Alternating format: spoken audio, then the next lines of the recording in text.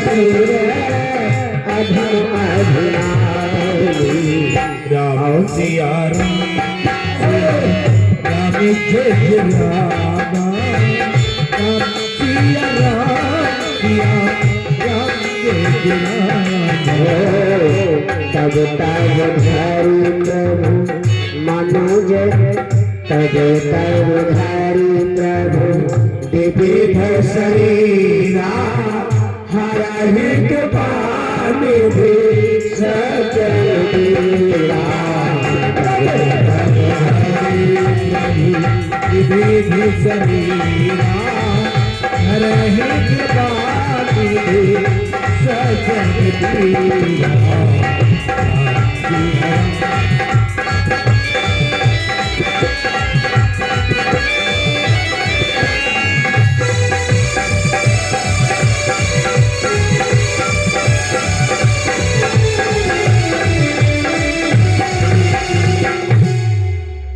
जब जब होई धर्म कई हानि बाढ़े असुर अधम अभिमानी। तो तब तब धरि प्रभु विनिध शरीरा हरई कृपा निधि सज्जन पीड़ा। भगवान पहले एक पापी का जन्म होगा, कंस का जन्म होगा, और कंस आएगा अत्याचार करेगा तब भगवान का जन्म होगा। पहले आप लोग कंस जन्म की कथा को सुनेंगे। पंडित सर्वेश शास्त्री भैया का 51 आए हैं का 51 रुपए आए हैं का आए हैं। और परमानंद पंडित मोहर मोहर कथा व्यास, मोहर मोहर कथा व्यास पंडित श्री सर्वेश शास्त्री जी उमरिया कला निवासी, जिनके द्वारा 51 मुद्राओं का दान आया है। साधुवाद मंगल कामना कोट कोट आशीर्वाद गए। भगवत कथा के श्रद्धालु भक्तजनों, बड़ा ही सुंदर पावन एक नगर बना है, जिस नगर का नाम है मथुरा नगर। कथा की भूमिका समझो, मथुरा नगर। और मथुरा नगर के राजा का नाम है महाराजा आहुक, जिनके 2 पुत्र। मथुरा नगर के राजा का नाम है महाराजा आहुक, जिनके 2 पुत्र हैं, और बड़े वाले पुत्र का नाम है उग्रसेन।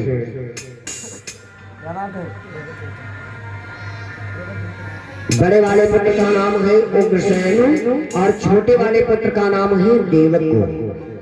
धीरे धीरे महाराज आहू को जब बुढ़ापे में आने लगी तो अपने बड़े वाले पुत्र उग्रसेन महाराज को मथुरा नगर का राज्य दे दिया। उग्रसेन महाराज मथुरा नगर के राजा बन गए और उग्रसेन महाराज को राजगद्दी दे करके आज महाराजा को संन्यास आश्रम में प्रवेश करते हैं और मथुरा नगर का राज्य उग्रसेन महाराज देखने लगे। उग्रसेन महाराज देखने लगे। रानी का नाम है पवन रेखा। उग्रसेन महाराज की जो पत्नी है उनका नाम है पवन रेखा। राजा रानी अपने घर में पति पत्नी का दाम्पत्य जीवन बिता रही है, लेकिन मैं बता चुका हूं दोपहर में कि अक्सर राजाओं के संतानें नहीं हुआ करती थी। राजा उग्रसेन महाराज की कोई संतान नहीं है, बालक नहीं है। एक बालक के बिना बहुत परेशान है। रानी पवन रेखा हूं और जब तक घर में बालक ना हो तो माताओं का मन आंगने में नहीं लगता है। वात्सल्य प्रेम। आपके घर में गाड़ी मोटर धन दौलत बंगला मकान चाहे जो भी हो जाए, लेकिन एक बालक के बिना सब कुछ सोना होता है। रानी पवन रेखा एक पुत्र के बिना व्याकुल है और एक बालक के बिना परेशान है।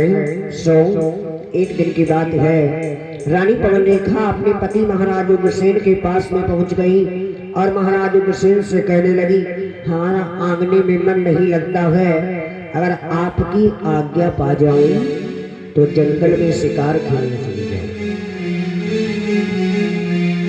आज रानी पवन रेखा अपने पति महाराज उग्रसेन से कहने लगी, अगर मैं आपकी आज्ञा पा जाऊं तो अपने मन को बहलाने के लिए जंगल में शिकार खेलने चली जाऊं, क्योंकि एक लालन के बिना हमारे घर का पलना सोना है और लालन के बिना हमारे घर में मन नहीं लगता है। रानी पवन रेखा अपने पति से बोली, क्या अरे मेरो अंगना में मन नाई लगी रहो है धीरे धीरे अंगना में मन नहीं लगी रहो है धीरे धीरे अंगना में मन नहीं लगी रहो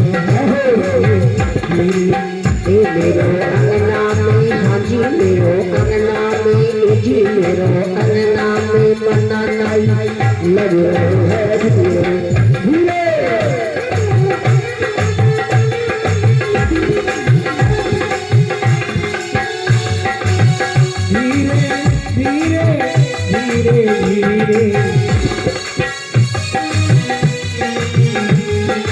नहीं लगता है ललना के बिना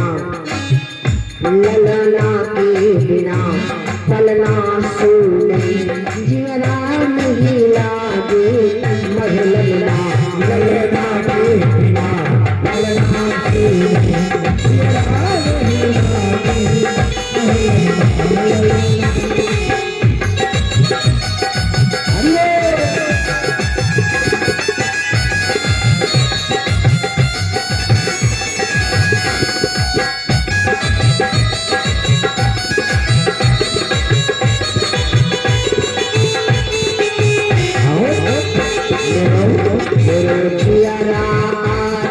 चली रहो है धीरे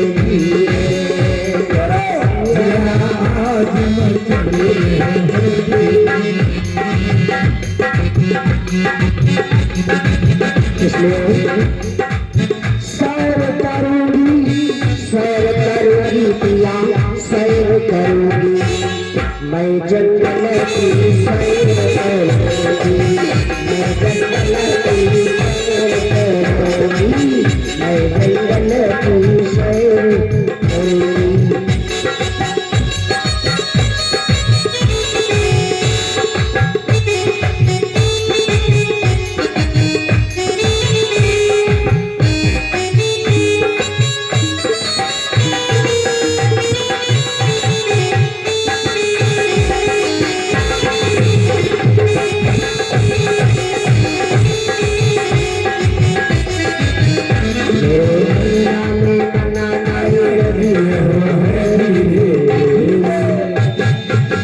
रानी पवन रेखा अपने पति महाराज उग्रसेन से कहने लगी हमारे घर के आंगने में मन नहीं लगता ही एक लालन के बिना अगर मैं आपकी आज्ञा पा जाऊं तो जंगल में शिकार खेलने चली जाऊं।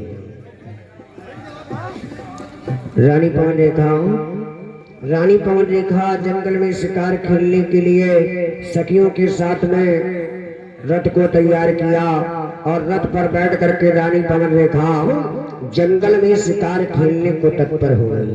रानी पवन रेखा हवा के समान चलने वाले तेज घोड़े रथ में जुटाई गई और मथुरा नगर की सारी पटरानियां सारी सखियों की दासियां रानियों की दासियां रानी के साथ में चलने को तत्पर हैं और रानी पवन रेखा जंगल में शिकार खेलने जाएगी। क्यों? क्योंकि रानी का मन घर से उठ गया है। जंगल में शिकार खेलने को रथ पर बैठ करके चल पड़ी। हवा के समान चलने वाले तेज घोड़े सारथी ने दौड़ाए और चलते चलते नगर के बाहर निकली। नगर के बाहर निकल करके रानी पवन रेखा ने अपनी सखियों के साथ में पूछा, ये बताओ अपने कितने बगीचे हैं? सखियों ने कहा अपने 2 बगीचे हैं, एक नया वाला एक पुराना वाला। बोली ये बताओ इसमें सुंदर कौन है? सखियों ने बताया कि जो पुराना वाला बगीचा है वो ज्यादा सुंदर है, चलो रथ को पुराने वाले बगीचे की तरफ ले चलो। रानी पवन रेखा पुराने वाले बगीचे में जंगल में शिकार खेलने लगी। तरह तरह के फूल लगे हैं, गुलाबांश, गुलमेहली, चंपा, चमेली। रानी अपने रथ पर बैठी हुई शिकार को खेल रही है। बड़ा सुहावना मौसम है, सुंदर पुरवाई हवा चल रही है। एक एक क्यारी को भगवान की बनाई हुई एक एक को क्यारी को रानी पवन रेखा ने रखती जा रही है। लेकिन उसी जंगल में एक राक्षस रहता था जिसका नाम था दुर्मलिक। रानी पवन रेखा जंगल में शिकार खेल रही है और उसी जंगल में एक राक्षस रहता है जिसका नाम है दुर्मलिक। रानी बहुत ही रूपवान है, बड़ी ही रानी सुंदर है। रानी के रूप को देख करके वो राक्षस मुग्ध हो गया। रानी की सुंदरता को देख करके वो राक्षस मोहित हो गया और मन में विचार करने लगा कि मैं रानी का सत्युत्व दिखा दूं, रानी का सत्युत्व दिखा दूं। लेकिन अगर मैं राक्षसों के भेष में रानी के पास में जाऊंगा तो रानी मुझसे बात भी नहीं करेगी। अगर राक्षसों के भेष में मैं रानी के पास में पहुंचूंगा तो रानी मुझसे बात नहीं करेगी।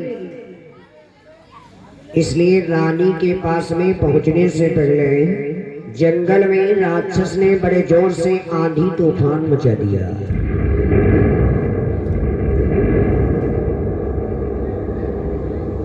जंगल में बड़े जोर से राक्षस ने आंधी तूफान मचा दिया।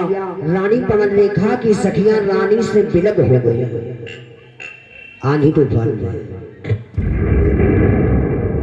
रानी पवन रेखा की सखियां रानी से बिल्कुल विलग हो गई।